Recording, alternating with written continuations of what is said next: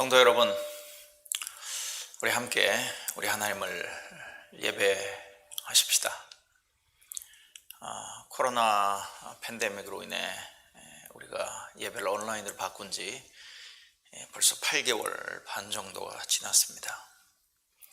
여기저기서 들려오는 이야기는 코로나 팬데믹으로 인해 많은 사람들이 힘들고 화를 내고 짜증나고 답답해한다고 합니다. 깊은 우울증을 경험하는 사람들도 있다고도 얘기를 합니다. 그렇지만 저나 여러분은 매주 우리 하나님을 예배하면서 우리가 힘을 얻고 있음에 감사를 드립니다. 오늘도 이 예배를 통해 여러분 살아갈 힘을 얻으시는, 또 하나님께서 우리의 영혼을 새롭게 하시는 그런 시간들이 되기를 바랍니다. 여러분은 마음을 정돈하시고 오늘도 집중해서 예배 순서 하나하나에 우리의 마음을 싣고 우리의 온 힘을 다해 소리내서 하나님을 찬양하고 귀를 기울여 말씀을 듣고 마음을 열어 하나님의 말씀을 받아들이는 그런 예배 시간이 되기를 바랍니다. 여러분 다 같이 묵도하시겠습니다. 여러분 침묵 가운데 하나님을 우리의 예배 가운데 초대하십시다. 우리 주 예수 그리스도의 아버지이신 하나님을 찬양합시다.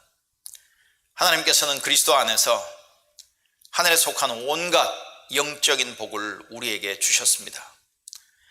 하나님은 세상 창조 전에 그리스도 안에서 우리를 택하시고 사랑해 주셔서 하나님 앞에서 거룩하고 흠이 없는 사람이 되게 하셨습니다. 하나님은 하나님의 기뻐하시는 뜻을 따라 예수 그리스도를 통하여 우리를 하나님의 자녀로 삼으시기로 예정하신 것입니다.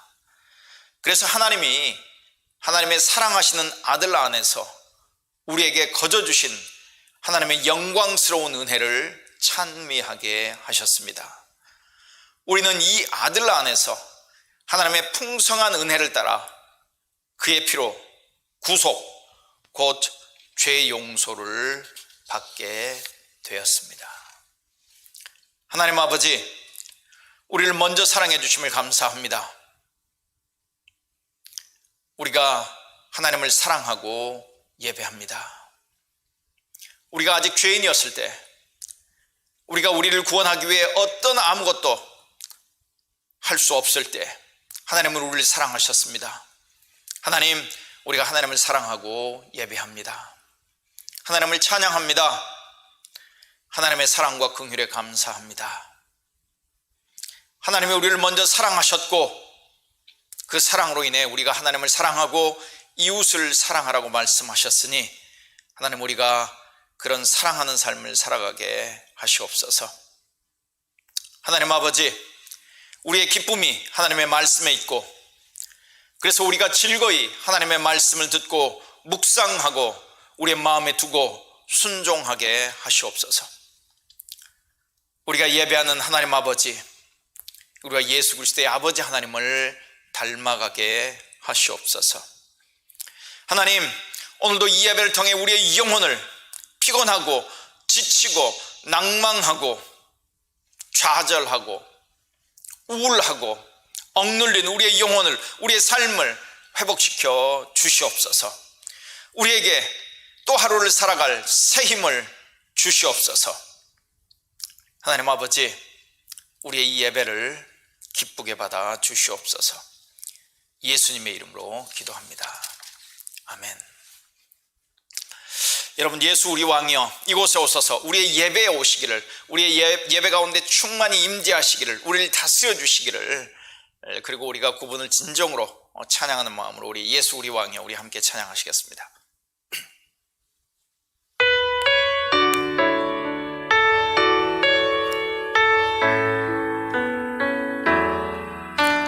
예수 우리 왕이여 이곳에 오소서. 보좌로 주여 임하사 찬양을 받아 주소서.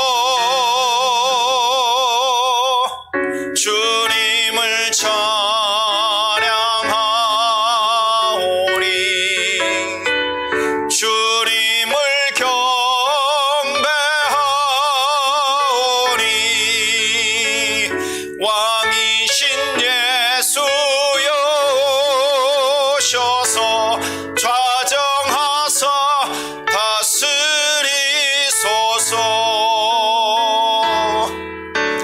예수 우리 왕이여 이곳에 오소서. 보좌로 주여 임하사 찬양을 받아 주소서. 주님을 찬양하오니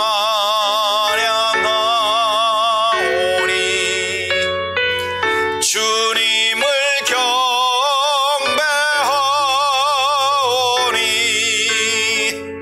왕이신 예수여 오셔서 좌정하사 다스리소서.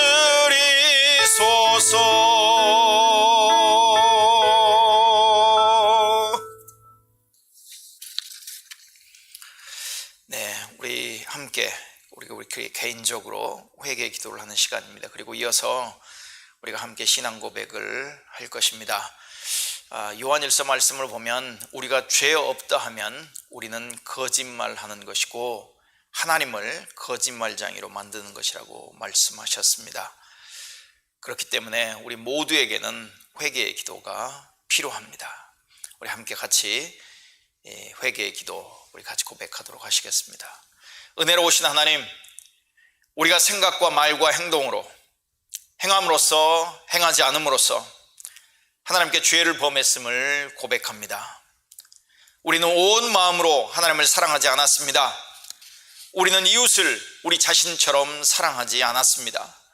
우리는 진심으로 사죄하며 겸손히 회개합니다. 하나님의 아들 예수 그리스도를 통해 우리에게 자비를 베푸시고 우리를 용서하소서. 그리하여 우리가 하나님의 뜻을 기뻐하고 하나님의 길을 걷게 하시고 이로써 하나님의 이름에 영광을 돌리게 하소서. 우리 함께 신앙 고백으로 사도신경으로 우리의 신앙을 고백할 텐데요, 여러분, 이것은 정말 잘 요약되어져 있는, 잘 표현되어져 있는 우리가 믿는 복음이라고도 우리가 얘기할 수 있습니다. 우리 함께 사도신경으로 우리의 신앙을 고백합니다. 나는 전능하신 아버지 하나님, 천지의 창조주를 믿습니다. 나는 그의 유일하신 아들 우리 주 예수 그리스도를 믿습니다.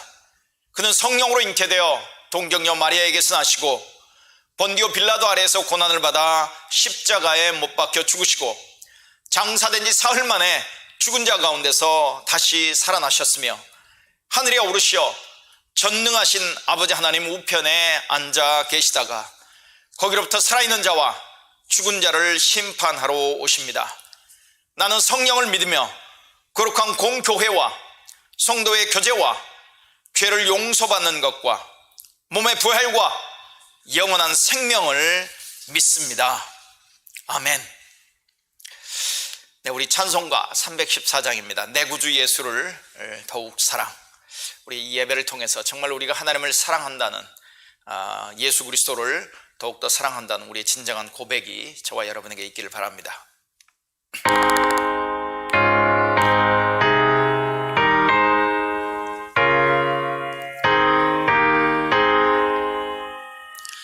내 구주 예수를 더욱 사랑, 엎드려 비는 말 들으소서. 내 진정 소원이 내 구주 예수를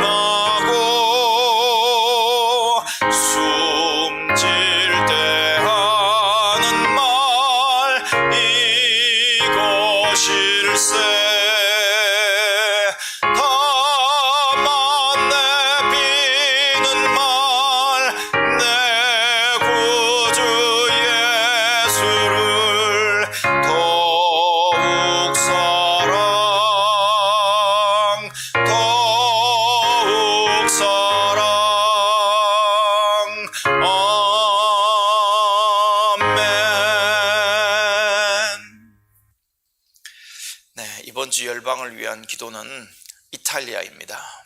이탈리아. 수도가 로마인 이탈리아이죠. 아마 여러분 중에는 꼭 한번 이탈리아를 여행해보고 싶은 그런 분들도 있을 것입니다. 여러 가지 이유가 있을 수 있겠죠.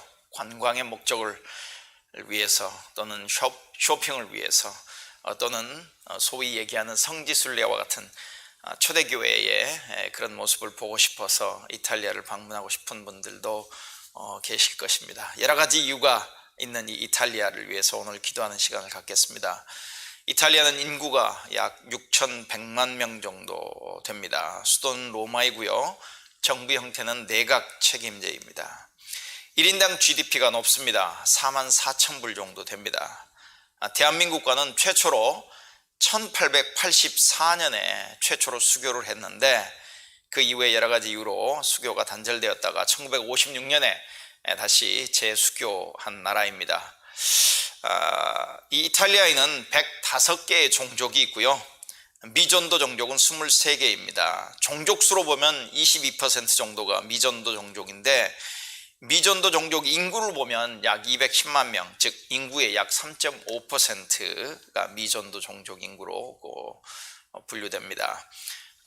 캐톨릭을 포함해서 압도적으로 캐톨릭이 많습니다. 기독교가 81.3%이고요. 복음주의는 그 기독교 내에서도 약 1.5% 정도밖에 되지 않습니다. 기독교를 100이라고 한다면 카톨릭이 92% 정도 되는 나라입니다. 복음주의는 그래도 매년 2% 정도의 성장을 하고 있고요. 이슬람이 복음주의 기독교보다 많습니다. 3.7%.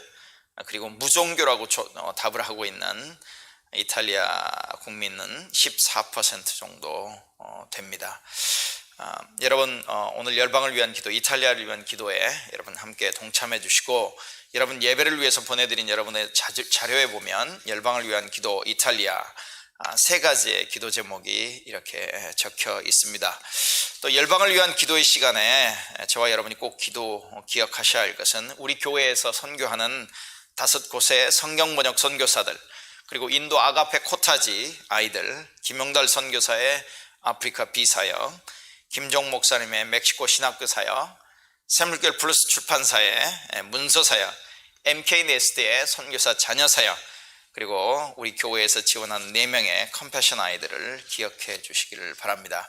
그러면 우리 열방을 위한 기도 이탈리아 편 동영상을 보시면서 우리 기도에 같이 동참하도록 하시겠습니다.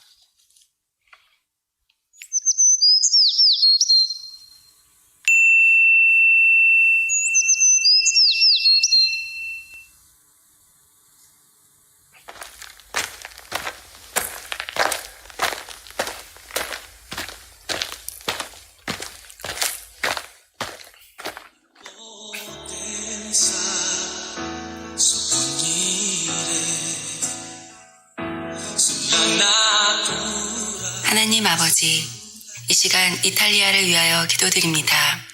주께서 우리의 길이 되시고 구주가 되심을 고백합니다. 이 나라를 다스리는 정부 지도자들과 정치적인 모든 상황을 주께서 주관하시고 움직이시기를 기도합니다.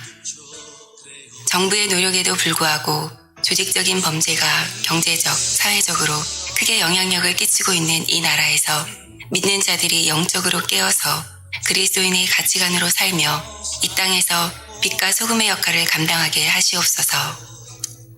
많은 사람들이 복음에서 떠나 교회에 대한 부정적인 생각을 가지고 살며 영적 가늠과 우상 숭배에 빠져 있습니다. 그들이 하나님과의 깊은 관계를 맺음으로 이 땅이 하나님의 능력으로 회복되고 변화되게 하시옵소서. 하나님을 알았지만 지금은 복음을 떠나 살고 있는 많은 영혼들이 주께로 회복되게 하시고, 깨어진 가정들과 상처받은 많은 사람들이 하나님의 사랑 안에 치유받게 하시기를 간구합니다.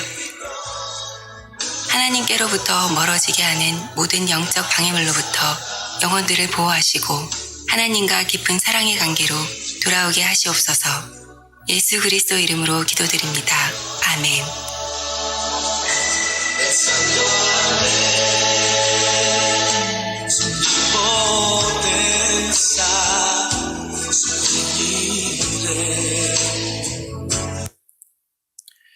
네, 우리 오늘은 김진성 집사님께서 우리를 대표해서 기도하시겠습니다. 여러분 김진성 집사님의 기도에 함께 동참해 주시기 바랍니다. 우리 같이 기도하시겠습니다. 너희 모든 나라들아 주님을 찬송하며 너희 모든 백성들아 그를 칭송하여라. 우리에게 향하신 주님의 인자하심은 크고 주님의 진실하심은 영원하다. 할렐루야. 하나님, 올 한 해 우리의 삶에 크나큰 영향을 미친 코로나19 가운데서 감사의 절기를 보내고 있습니다. 서로 얼굴과 얼굴을 맞대며 먹고 마시며 대화하고 웃고 떠들던 그런 일상들이 얼마나 소중했는지 돌아봅니다. 한자리에 모여 옆에 앉은 성도와 인사를 나누며 말씀을 듣던 예배의 모습을 그리워합니다. 때론 무릎과 무릎을 맞대고 손을 맞잡고 울부짖으며 기도하던 모습을 돌아봅니다. 다시 그런 때로 돌아갈 수 있을까 생각하기도 합니다. 그러한 시간을 허락하여 주셨던 하나님께 감사를 드립니다. 코로나19 대유행이 하루빨리 종식되어 그러한 일상으로 돌아갈 수 있기를 기도합니다. 사회적 거리두기로 멀어진 거리만큼 하나님과의 거리가 더 가까이 되길 소망하지만 오히려 하나님과의 거리가 멀어지는 우리의 모습을 봅니다. 줄어진 친교로 인해 늘어난 시간만큼 말씀을 묵상하고 기도하는 시간을 갖기를 소망하지만 오히려 세상 풍조를 쫓아가는 우리의 모습을 봅니다. 이 코로나19 대유행 가운데 참된 예배의 본질을 회복할 수 있기를 기도합니다.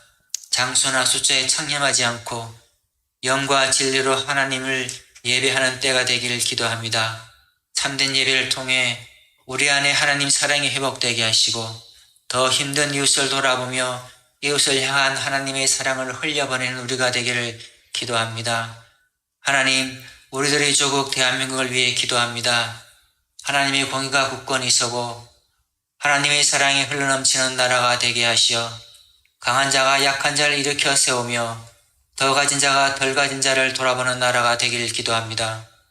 자신의 잘못은 인정하고 타인의 잘못을 품어줄 수 있는 참된 하나님의 사람이 넘쳐나길 기도합니다. 한국의 젊은이들을 위해 기도합니다. 올바른 가치가 무너지는 사회에서 목적과 방향을 잃어버리고 방황하는 그들에게 교회가 수범과 빛으로서의 사명을 회복하여 진리의 길을 비출 수 있기를 기도합니다. 하나님, 비전 선교교회가 주 안에서 하나 된 공동체성을 회복하고 선교적 삶을 살아가는 말씀이 중심이 되는 교회가 되게 하시고 참된 코인노네를 이루며 나눔과 섬김이 더 풍성한 교회가 되길 기도합니다. 교회의 모든 지체들이 그러한 교회를 이루어가는 일에 동참할 수 있도록 이 공동체를 이끌어 주시길 기도합니다. 이제 주님의 말씀을 듣습니다. 우리의 마음을 잘 다스려 주의 종을 통해 전하시는 말씀이 올바르게 전해지게 하시고 말씀을 들은 대로 그 말씀대로 살아가는 우리가 되기를 기도합니다. 우리 주 예수 그리스도의 이름으로 기도합니다. 아멘. 아멘. 네, 이제 하나님의 말씀을 들을 때입니다. 우리 사무엘처럼 그리고 베레아 사람들처럼 하나님 말씀하시옵소서 저희가 듣고 순종하겠습니다 라는 그런 마음으로 오늘도 하나님의 말씀을 듣겠습니다.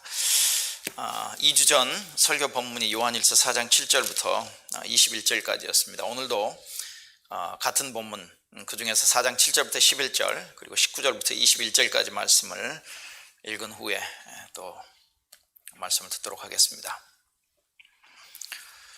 저는 쉬운 성경으로 읽도록 하겠습니다. 아마 오늘은 쉬운 성경으로 많이 읽을 것 같습니다. 4장 7절부터 11절까지입니다. 우선 하나님 말씀입니다. 사랑하는 친구들이여, 우리는 서로 사랑해야 합니다. 왜냐하면 사랑은 하나님께로부터 오기 때문입니다. 사랑하는 사람은 하나님의 자녀가 된 것이며 또한 하나님을 안다고 할 수 있습니다. 하나님은 사랑이시기에 사랑할 줄 모르는 사람은 하나님을 알지 못하는 자입니다. 하나님은 그의 독생자를 이 땅에 보내심으로 우리를 향한 그분의 사랑을 보여주셨으며 그를 통해 우리에게 생명을 주셨습니다. 진실한 사랑이란 하나님을 향한 우리의 사랑이 아니라 우리를 향한 하나님의 사랑인 것입니다. 하나님은 당신의 아들을 보내셔서 우리의 죄를 위해 화목 제물이 되게 하셨습니다. 사랑하는 친구 여러분, 하나님께서 이처럼 우리를 사랑해 주셨으니 우리 역시 서로를 사랑해야만 합니다. 19절부터 보겠습니다. 하나님께서 우리를 먼저 사랑해 주셨기 때문에 우리도 사랑해야 합니다. 어떤 사람이 나는 하나님을 사랑해요 라고 말하면서 그의 형제를 미워하면 그는 거짓말쟁이입니다. 이는 눈에 보이는 자기 형제도 사랑하지 못하면서 보이지 않는 하나님을 사랑할 수는 없기 때문입니다. 그러므로 하나님께서는 누구든지 하나님을 사랑하는 사람은 자기 형제들도 사랑해야 한다고 우리에게 명령하셨습니다.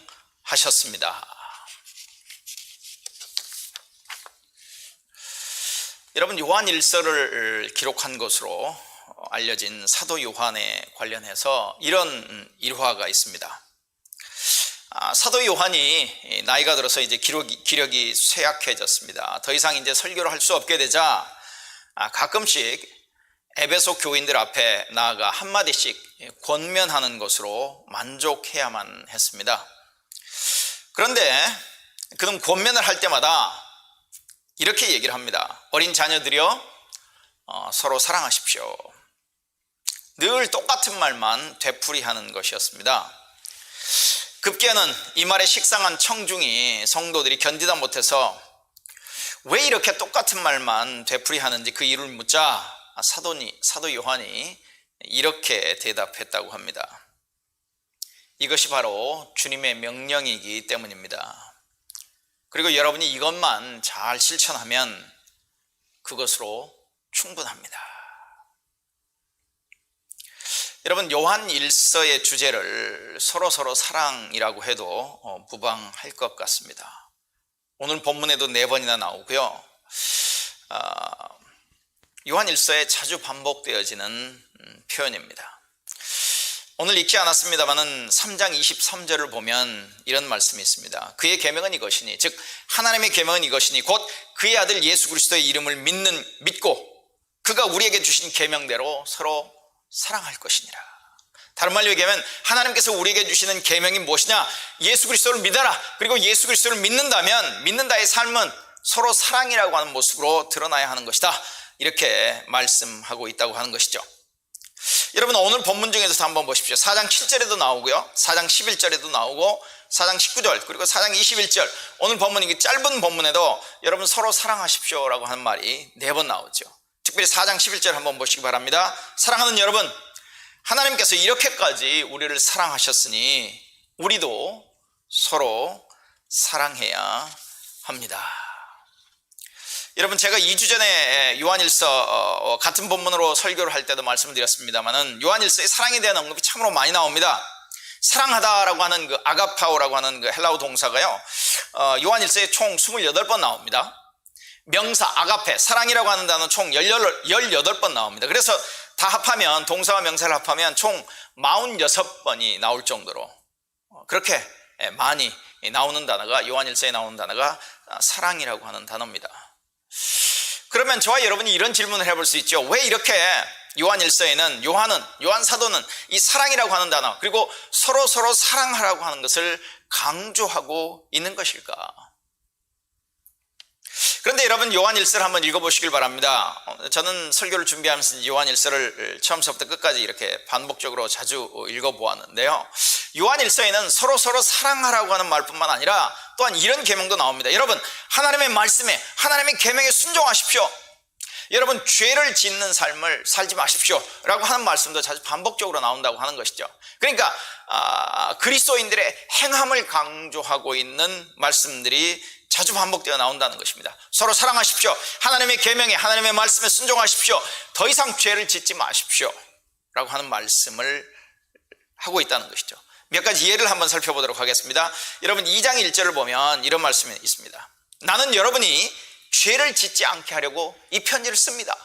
나는 여러분이 죄를 짓지 않게 하려고 이 편지를 씁니다. 2장 3절도 보면 이런 말씀이 있습니다. 우리가 하나님의 계명을 지키면, 이것으로 우리가 하나님을 참으로 알고 있음을 알게 됩니다. 하나님을 알고 있다고 하면서 하나님의 계명을 지키지 아니하는 사람은 거짓말쟁이요, 그 사람 속에는 진리가 없습니다. 이제 뒤에 가서도 좀 자세하게 설명하겠습니다만은, 여러분 하나님을 사랑하십니까? 여러분 하나님을 안다고 얘기하실 수 있습니까? 그럼 여러분 하나님의 계명에 순종하십시오 라는 이야기. 2장 6절 말씀에도 이런 말씀이 있죠. 누구든지 자기 안에 하나님께서 계신다고 말하는 사람은 예수께서 사신 것처럼 살아야만 합니다. 여러분 3장 5절도 이렇게 얘기합니다. 그리스도는 죄를 없애기 위해 오셨으며, 하나님의 아들은, 즉 예수 그리스도죠, 하나님의 아들은 바로 이 마귀의 일을, 죄의 일을, 죄를 짓게 하는 이 마귀의 일을 멸하기 위해서 오셨으며, 올바른 일을 행하지 않는 사람은 하나님의 자녀가 아닙니다. 그리고 자기 형제를 사랑하지 않는 사람도 하나님의 자녀가 아닙니다. 이렇게 단호하게 얘기하고 있다고 하는 것이죠. 그러니까 다른 말로 얘기하면 죄를 짓지 말고 올바른 일을 행하라고 하는 말씀을 계속하고 있는 것이죠. 여러분 5장 2절 말씀도 한번 보면요, 오늘 읽지는 않았습니다만 5장 2절 말씀도 이런 말씀이 있습니다. 우리가 하나님의 자녀들을 사랑한다는 것을 언제 알 수 있습니까?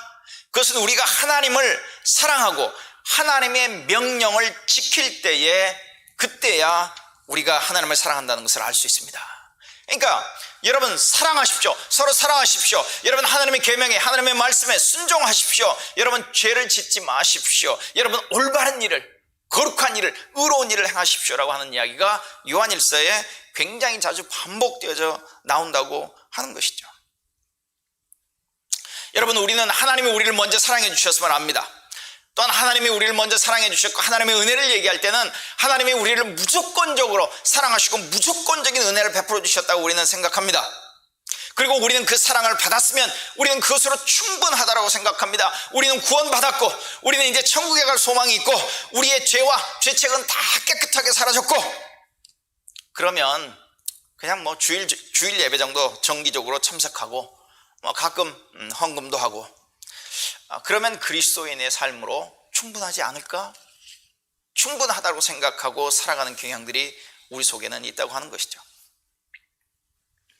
그런데 여러분 방금 읽어드렸던 몇 가지의 그 구절, 요한일서의 말씀들은 그것과는 다릅니다. 하나님이 우리를 먼저 사랑하셨으니까 이제 우리는 그 하나님을 사랑해야 한다고 얘기를 합니다. 물론 구체적으로 하나님이 우리를 사랑하셨으니까 우리가 하나님을 사랑해야 한다라고 요구하고 계시지는 않지만 어떻게 말씀하느냐면, 여러분 하나님의 무조건적인 사랑을 받았습니다. 그러면 여러분 구원받았습니다. 여러분 이제는 천국에 소망이 있습니다. 여러분은 이제는 완전한 죄가 깨끗하게 사라진 정말 의인이 됐습니다. 의롭다는 인정을 받았습니다. 하나님 앞에 가면 정죄함을 받지 않을 것입니다. 그것으로 끝나지 아니하고, 여러분이 하나님의 무조건적인 사랑을 받았다면 이제는 그 사랑이 여러분의 이웃사랑으로 나타나야 합니다. 하나님의 계명에 순종함으로 나타나야 한다라고 얘기를 하고 있다고 하는 것이죠. 서로 사랑의 모습으로 나타나야 하고, 습관적인 죄를 짓는 그런 어떤 삶의 모습에서 벗어나야 하고 하나님의 계명에 순종해야 하는 삶을 살아야 한다고 말씀하고 있다고 하는 것이죠. 그런데 그런 말씀을 지금 요한일서에서 굉장히 강조해서 얘기를 하고 있다고 하는 것이죠. 그런데 그 강조하는 이유를 보면 요한일서를 이제 자세히 읽어보면 요한일서의 그 공동체에, 지금 그 교회 공동체, 에베소 교회라고 하면 에베소 교회 공동체, 그리고 에베소 지역을 중심으로 그 소아시아 지역에 좀 흩어져 있는, 그리고 에베소 교회와 함께 이렇게 교제하고 하나님을 예배했던 그런 공동체에 지금 그들을 잘못된 길로 인도하려고 하는 거짓 교사들이 있다고 하는 것을 우리는 알 수 있다는 말입니다. 여러분 거짓된 가르침은, 잘못된 가르침은 우리를 반드시 잘못된 길로 인도하고 있다는 것이에요. 그래서 여러분 요한일서를 읽어보면, 그리고 오늘 설교는 오늘 본문을 읽은 그 본문의 내용에 대한 얘기이기도 하지만 오늘 설교는 요한일서 전체에 대한 아마 설명, 어떤 설교가 될 것 같은데요. 여러분 잘못된 가르침은 잘못된 삶으로 인도합니다. 다른 말로 얘기하면 바른 가르침은 우리를 바른 삶으로 인도해야 한다고 하는 것이죠. 그런데 지금 사도 요한이 지금 그렇게 서로 사랑하라고 하는 것을, 사랑이라고 하는 것을 강조하는 것은 그것을 부정하려고 하거나 그것을 외면하려고 하거나 그것을 무시하려고 하는 잘못된 교사들, 잘못된 가르침을 주고 있는 거짓 교사들이 지금 그 에베소 교회 그 교회 공동체에 굉장히 강력한 영향을 미치고 있기 때문에 지금 사도 요한은 오히려 사랑하라, 하나님의 계명에 순종하라고 하는 것을 강조해서 얘기하고 있다고 하는 것이죠. 여러분 그 당시 1세기에 요한일서의 그 공동체, 요한일서를 바라보고 있는 그 지역교회 공동체만 그들을 잘못된 길로 인도하려고 하는 거짓 교사들이 있을까요? 21세기 한국교회는 어떨까요? 21세기를 살아가고 있는 저와 여러분에게는 어떨까요? 여러분 유튜브를 통해서, 카톡을 통해서 거짓 교사들의 거짓 가르침을 퍼뜨리는 일들이 얼마나 왕성하게 일어나고 있는지 여러분 알고 계시지 않습니까? 여러분 중에는 지금 인터넷에서 유튜브에서 유명하다고 하는 어떤 분의 설교를 듣고 계실지도 모릅니다. 그리고 그 설교가, 그 가르침이 여러분을 지금 잘못된 길로 인도하고 있는지도 모른다는 이야기예요. 여러분 유튜브를 통해서 거짓 뉴스들, 카톡을 통해서 거짓 뉴스들, 유튜브를 통해서 거짓 메시지들, 하나님의 거짓된 가르침들, 잘못된 가르침들이 지금 퍼지고 있고 우리들에게 영향을 미치고 우리들을 바른 길에서, 진리의 길에서 벗어나게 하려고 하는 그런 노력들이, 그런 유혹들이 너무나도 많다고 하는 것이죠. 지금 우리가 요한 1서의 말씀을 읽어보면요, 요한 사도는 지금 요한 1서에서 그 거짓된 교사들, 거짓된 가르침들을 경고하면서 여러분 그 거짓된 가르침, 그것을 구별하시고 여러분 참된 가르침에 기초해서, 참된 교리의 가르침에 기초해서 여러분 참된, 바른, 올바른, 의로운 삶을 살아가야 합니다라고 강조를 하고 있다고 하는 것이죠. 그렇게 강조를 하다 보니까 지금 요한 사도에게서 가장 많이 반복되어져 나오는 얘기가 여러분 서로 사랑하십시오. 여러분 사랑하는 삶을 살아야 합니다. 사랑하는 삶, 그 삶이라고 하는 것은 결국 바른 길입니다. 여러분 올바른 가르침을 받고 올바른 삶을 살아가고 있는 삶의 길이 바로 서로 사랑하는, 하나님의 사랑을 받은 사람들이라면 마땅히 여러분 올바른 그 이웃을 사랑하는 삶을 살아가는 것입니다 라고 하는 이야기를 하고 있다고 하는 것이죠. 그럼 지금부터 이제 요한일서 공동체가 직면한 그런 거짓된 가르침, 거짓 교사들, 그들의 가르침이 무엇이었는지, 그리고 그들의 그 잘못된 가르침이 그들의 그 성도들의 삶에 어떤 지금 강력한 유혹을 하고 있고 어떻게 영향력을 미치고 있고, 그 거짓 교사들은 그렇게 가르치면서도 자기들은 어떤 삶을 살아가고 있는지, 그것을 지금 사도 요한은 어떻게 드러내고 있고 어떻게 반박하고 있는지에 대한 이야기들을 우리가 좀 살펴보려고 합니다. 거짓 교사들의 특징은 이겁니다. 그들은 그들만이 가지고 있는 아주 신비하고 특별하고 독특한 어떤 가르침, 어떤 지식을 강조하는 경향이 있습니다. 여러분이 거짓 교사들도 그들 스스로는 그리스도인이라고 얘기합니다. 그리스도인을 가르치는 교사라고 얘기를 해요. 그런데 그들이 주장하고 있는 그 밑바닥에는 어떤 것들이 있냐면 그들은 어떤 특별한 신비로운 지식, 그들은 그것을 가지고 있다고 생각합니다. 그리고 그들만이 가지고 있는 어떤 특별한 지식과 신비로운 지식과 경험과 어떤 깨달음이 자기들을 구원한다라고 이렇게 생각을 해요. 그러다 보니까 그들이 특별한 어떤 신비로운 지식을 강조하다 보니까 그들이 무시하는 게 뭐냐면 믿음으로 살아가는 삶을 무시하고 있다고 하는 것이죠. 그들은 어떤 특별한 지식, 신비로운 지식, 자기들만이 깨달은, 자기들만의 계시된, 자기들에게 빛이 비치듯 자기들에게 전달되어진 자기들만이 가지고 있는 그 지식을 강조하다 보니까, 너무 그것을 강조하다 보니까 믿음으로 살아가는 그리스도의 삶에 대한 것들을 무시하는 경향이 있다는 것이죠. 두 번째는 이겁니다. 그들은 물질 세계가, 물질적인 것이 본질적으로 악하다라고 하는 신념을 가지고 있습니다. 자, 이 두 가지, 그들은 특별한 지식, 어떤 신비로운 지식, 아니면 특별한 경험, 특별한 깨달음, 자기들에게만 특별하게 비춰지는 어떤 빛으로 말미암아 자기들이 깨달은 득도한 어떤 지식, 그것이 자기들을 구원한다라고 생각하고, 물질 세계는 다 악한 것이라고 생각했던 것들이 그들에겐 실질적으로 어떻게 신앙생활에서 그들에게 구체적으로 영향을 미치는지 이제 한 번씩 살펴보도록 하겠습니다. 자, 이렇게 얘기합니다. 거짓 교사들은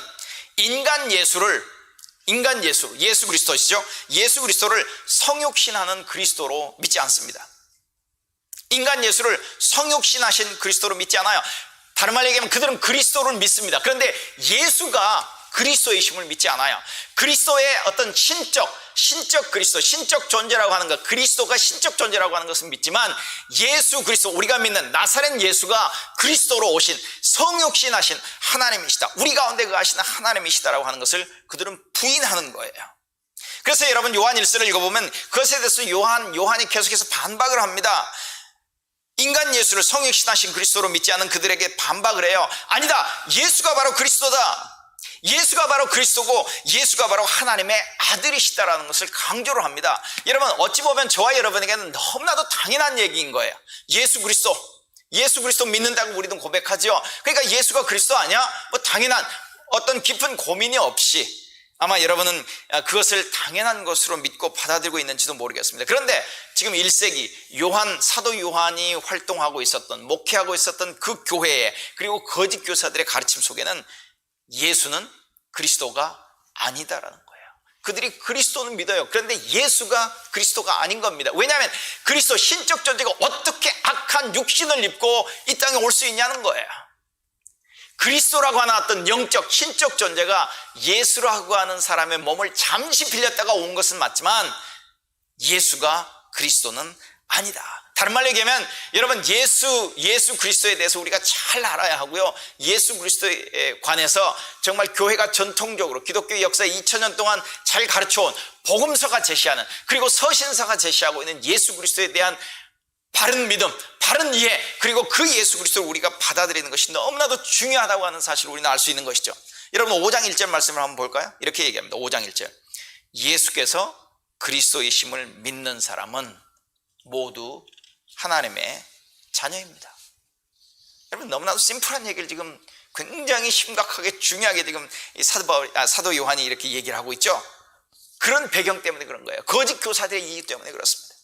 예수께서 그리스도이심을 믿는 사람은 모두 하나님의 자녀입니다. 자, 2장 22절을 한번 볼까요? 이렇게 됩니다. 그렇다면 누가 거짓말쟁이입니까?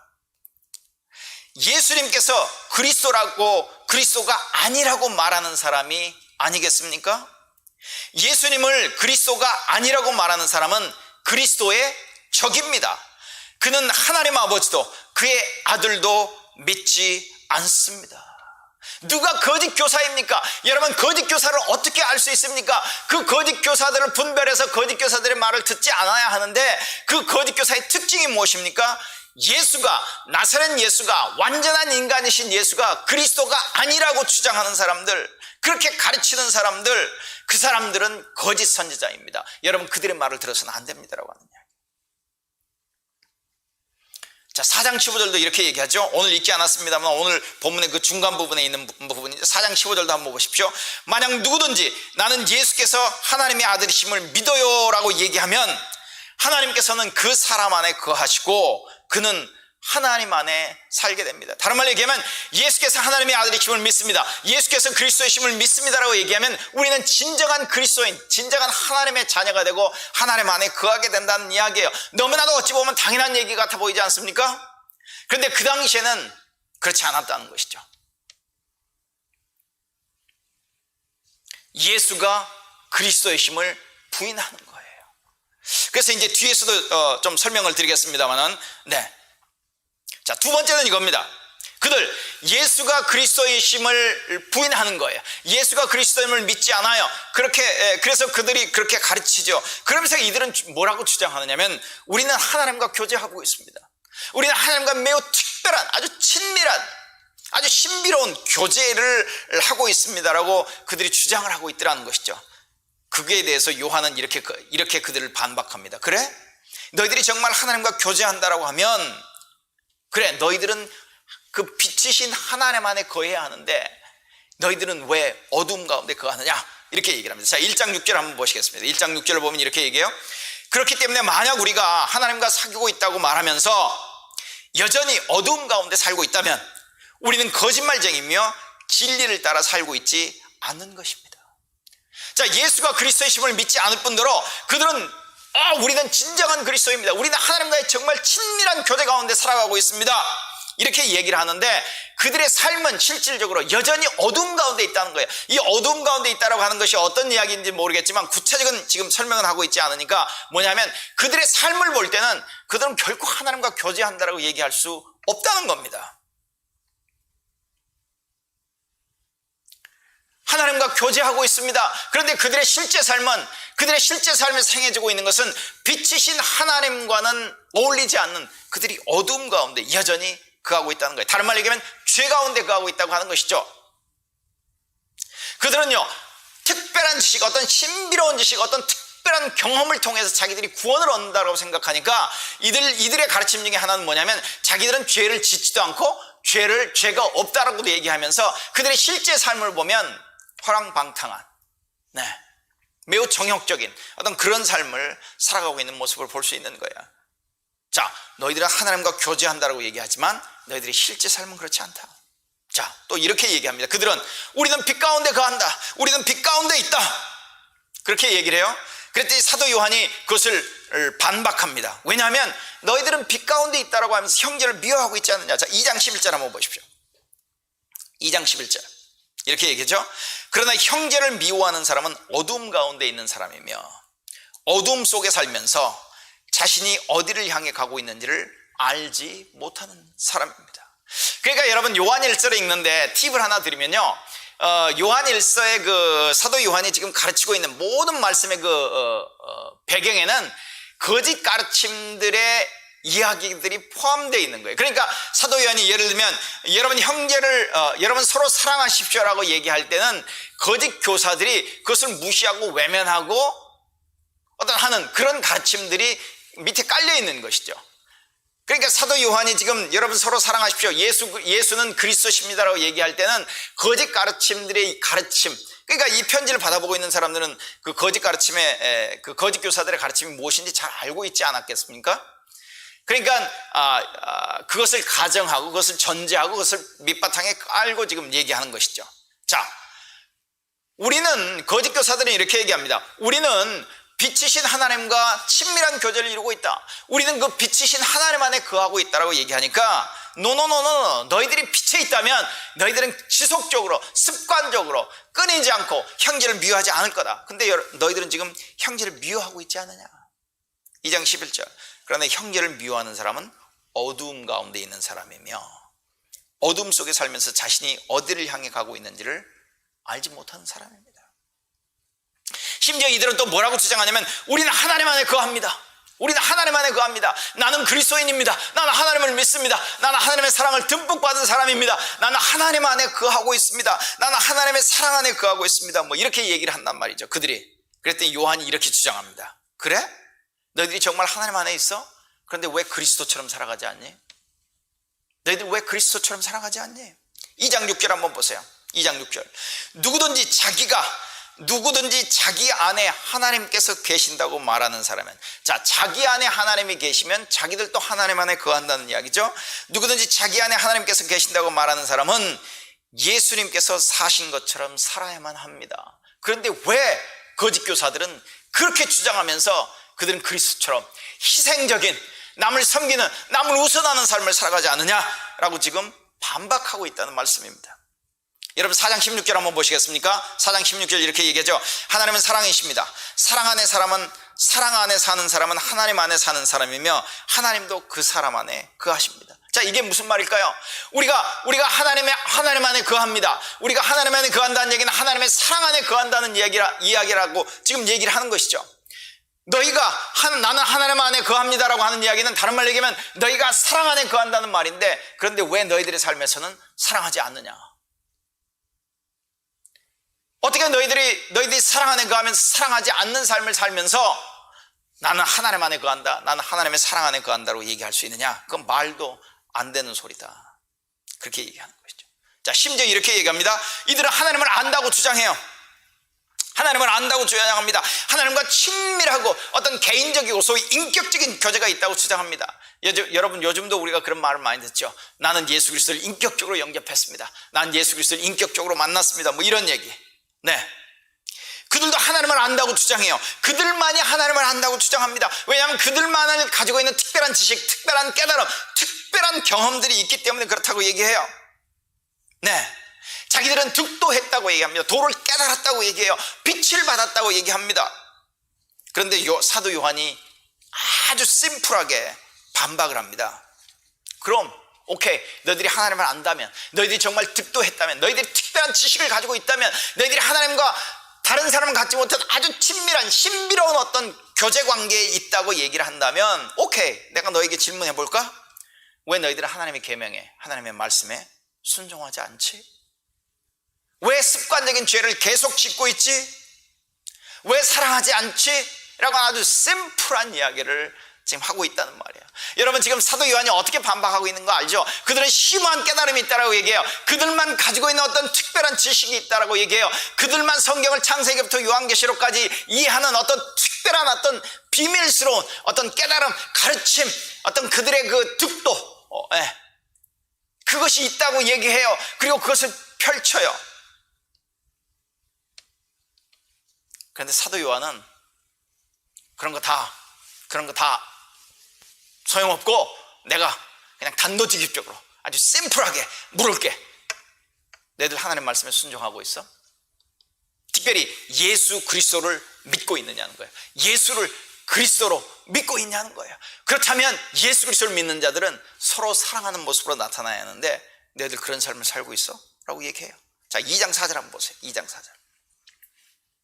2장 4절을 보면 이렇게 얘기하죠. 하지만 누군가가 나는 하나님을 알아요 라고 말하면서 그분이 명령하신 것에 순종하지 않는다면 그 사람은 거짓말쟁이입니다. 그에게는 진리가 없습니다.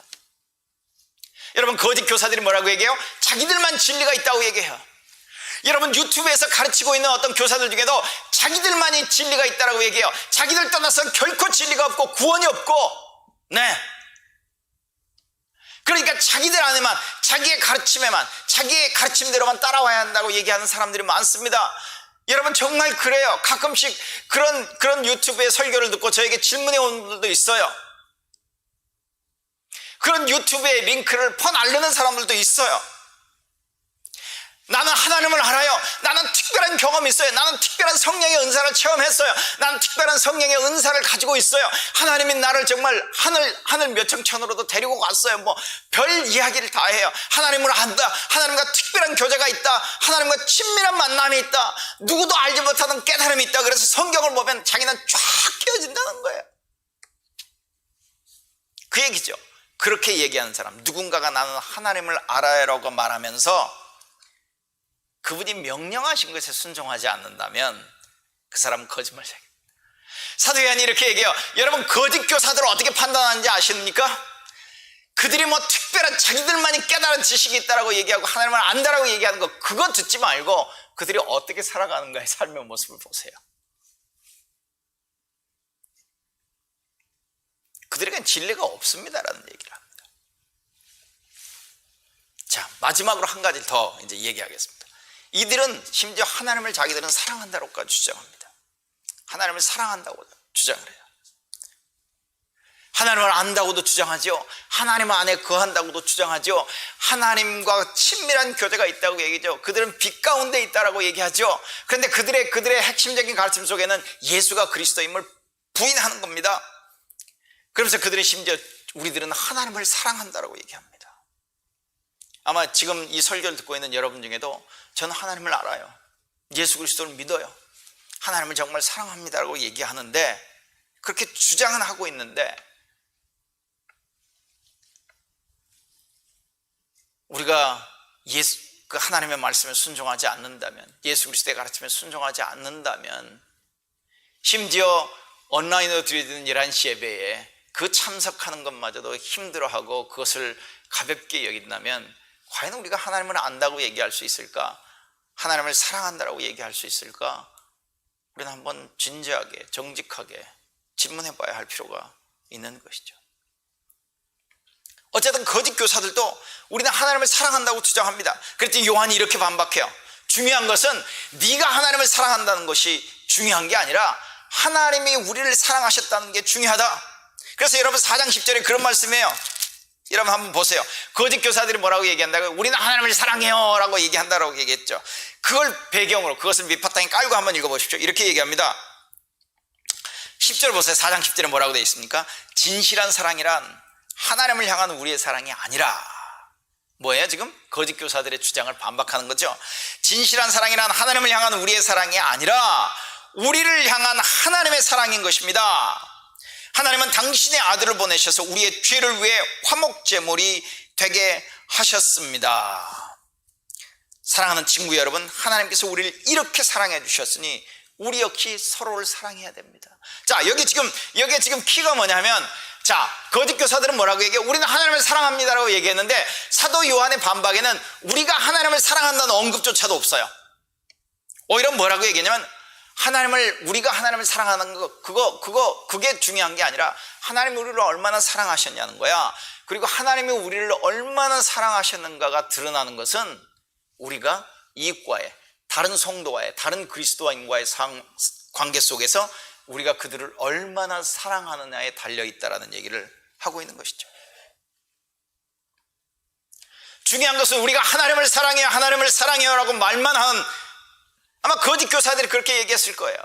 그들은 별로 믿음의 행위를 중요시 생각하지 않았으니까, 그들은 깨달음만이, 그들만이 가지고 있는 어떤 지식만이, 그들만이 가지고 있던 어떤 신비한 체험만이 중요하다고 생각했었기 때문에 그들은 쉽게 하나님을 사랑한다고 얘기했더니 그들의 허구를 드러내는 겁니다.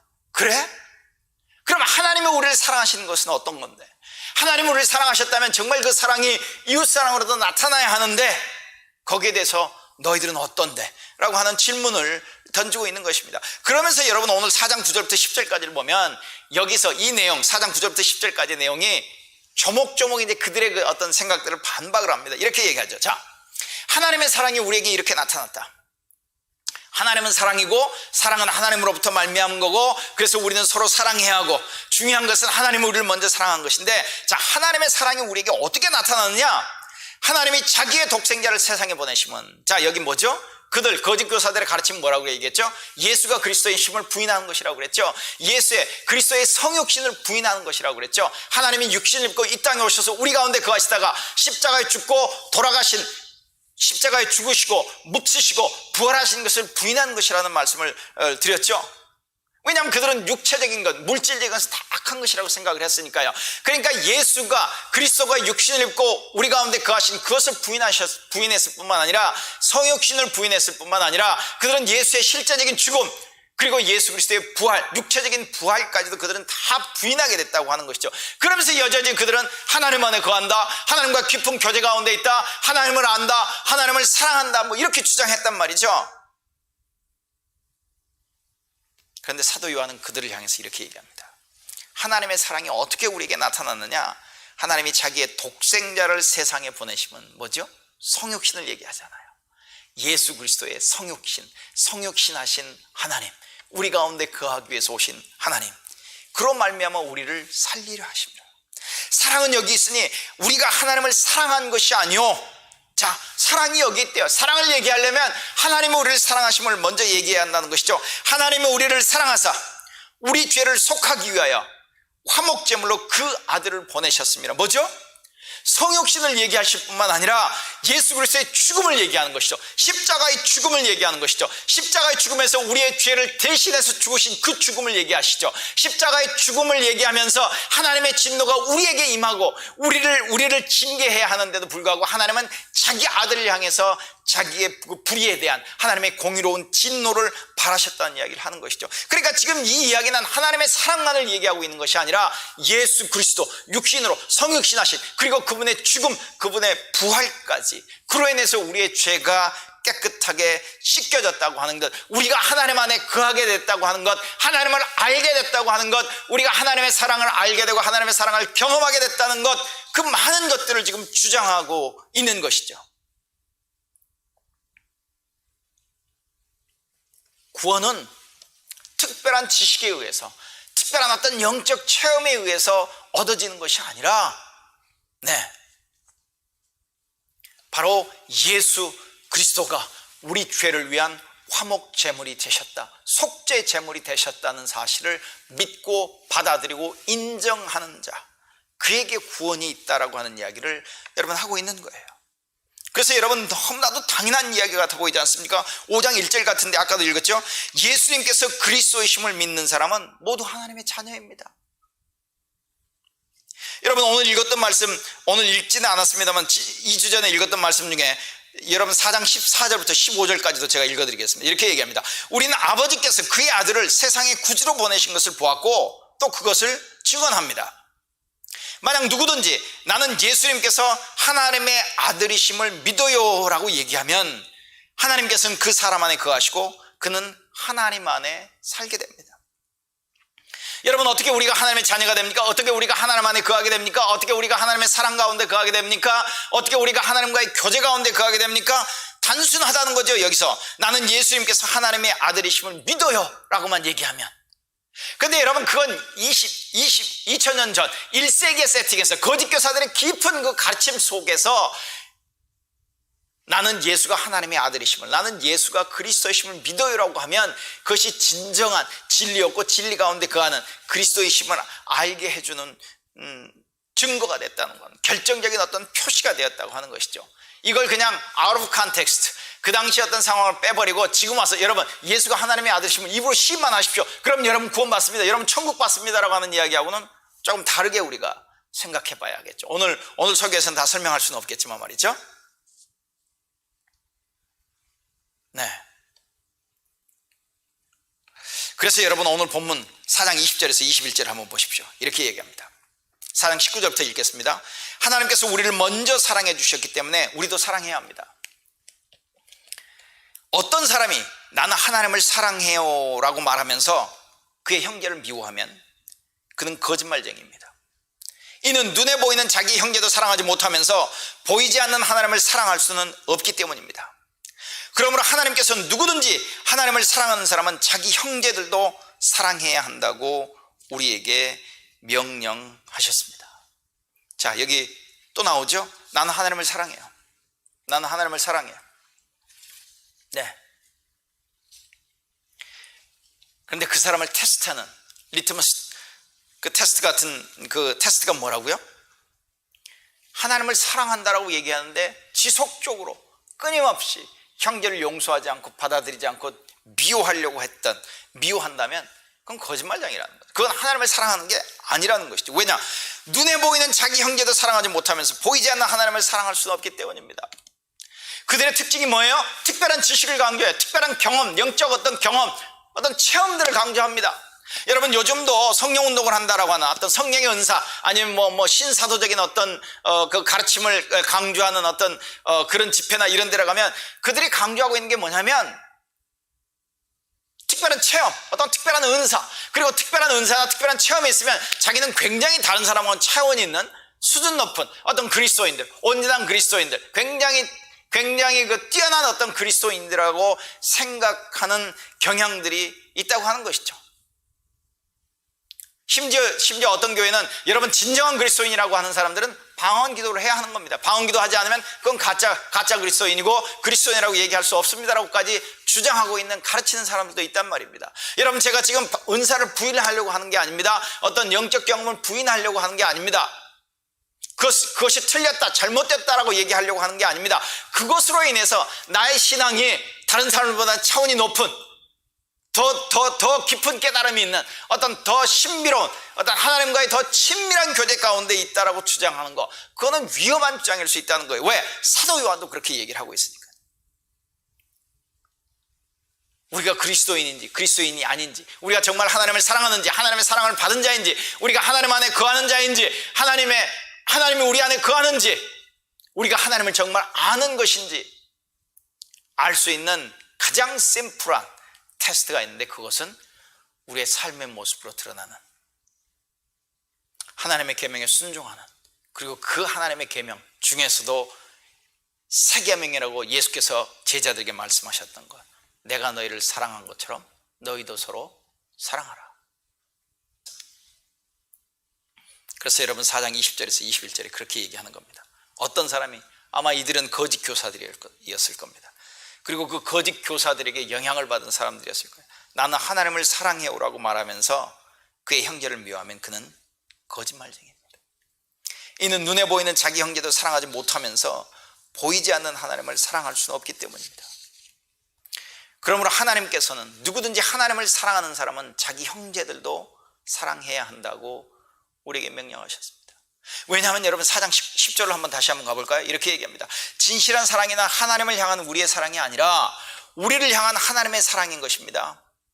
자, 우리를 향한 하나님의 사랑이 어떻게 나타났습니까? 하나님은 당신의 아들을 보내셔서 우리의 죄를 위해 화목제물이 되게 하셨습니다. 다른 말로 얘기하면 하나님의 사랑은 굉장히 실제적이었고 구체적이었고 희생적이었고, 그 다음에 다른 사람의 유익을 위한 것이었다고 하는 것이죠.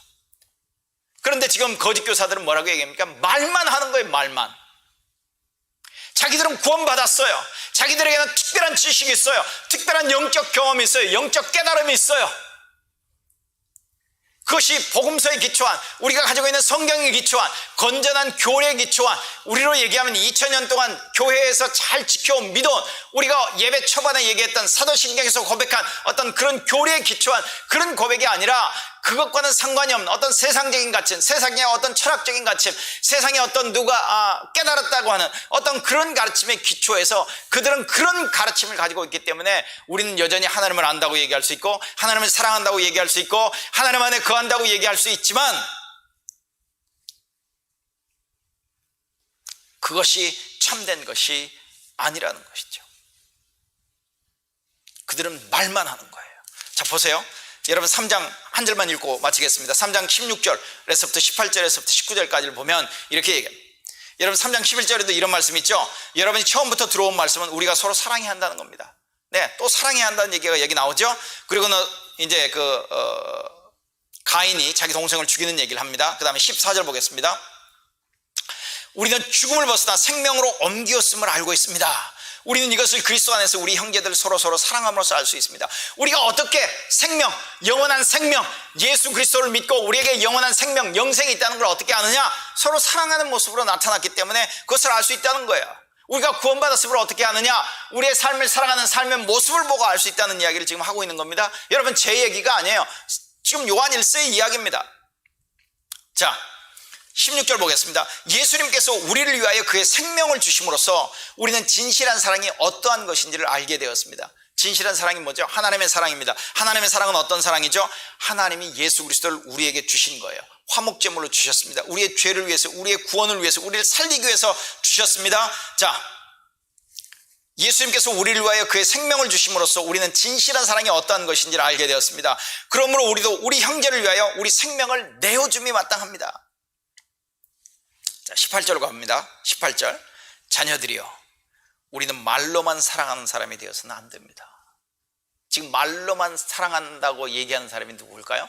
거짓 교사들이고, 거짓 교사들의 거짓 가르침에 넘어가서 그렇게 지금 삶을 살아가려고 하는 사람들. 그 사람들이 여전히 나는 하나님의 자녀고, 나는 하나님을 사랑합니다, 나는 하나님을 압니다 라고 주장하는데, 그런 사람들인 거죠. 자녀들이요, 그 거짓 교사들, 그리고 그 거짓 교사들 따라가는 사람들처럼 말로만 사랑하는 사람이 되어서는 안 됩니다. 우리의 사랑은 진실되어야 합니다. 그리고 우리는 행함으로써 그 사랑을 보여야 할 것입니다.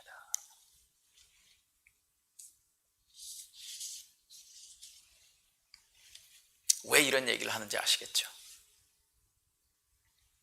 여러분 예수 그리스도를 믿으십니까? 다른 말로 얘기하면 여러분은 하나님 안에 거하십니까? 하나님이 여러분 안에 거하십니까? 여러분 하나님을 안다고 얘기할 수 있습니까?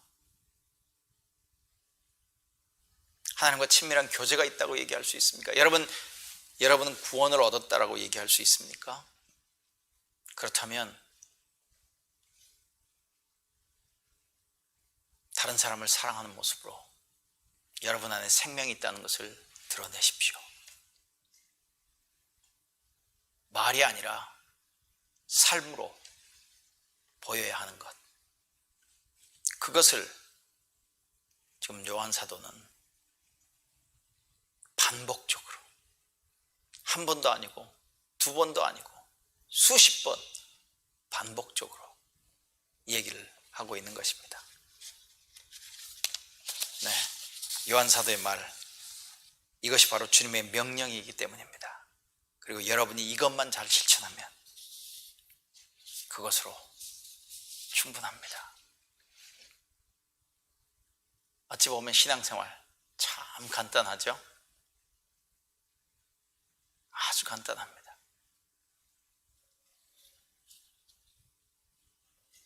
기도하시겠습니다.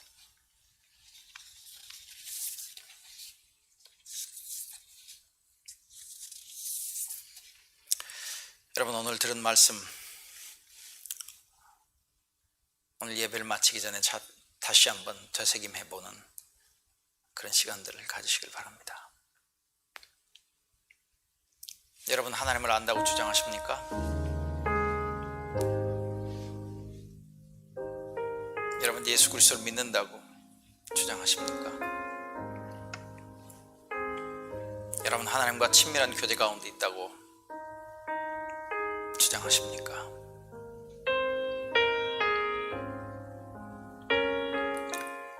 여러분 심지어 하나님을 사랑합니다. 저는 하나님을 사랑합니다. 말씀하고 계십니까?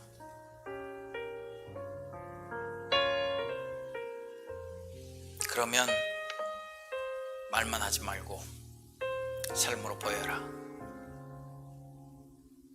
말만 하지 말고 삶으로 보여라.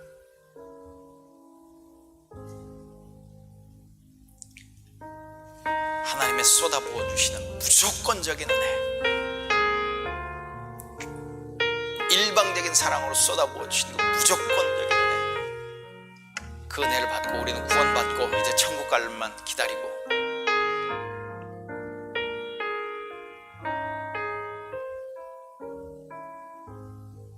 은혜로 구원받았으니까 아무 일도 하지 않아도 되고 내 편한 대로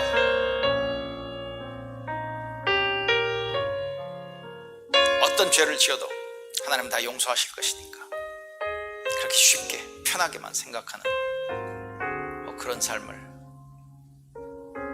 살아가려는 유혹을 받는다면, 아니 그런 삶을 살고 있다면 우리는 진리 가운데 있는 게 아닙니다.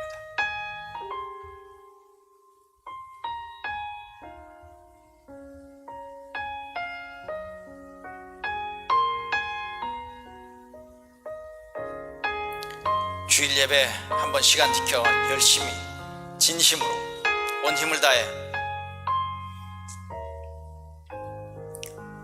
그 예배에 참여하기 힘들다면, 이런 핑계 저런 핑계, 이 사람의 가르침 저 사람의 가르침을 가져와서 나를 정당화시키고 있다면,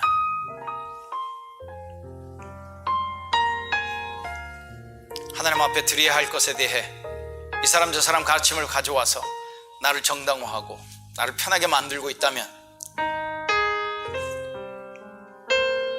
그럼 우리는 우리의 삶을 정직하게 다시 돌아봐야 합니다. 하나님의 은혜 가운데 하나님의 용서를 구하면서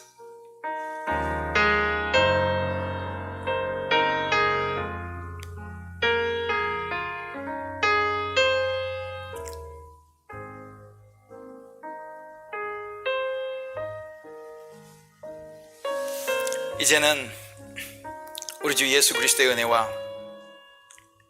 하나님 아버지의 사랑하심과 성령의 교제하심이 우리 성도들 위해 말로만이 아니라 행함과 진실함으로 사랑하기를 소망하는 우리 성도들 위해, 이 교회 위에 지금부터 영원토록 함께 하시기를 예수 그리스도의 이름을 의지하여 간절히 축원하옵나이다. 아멘.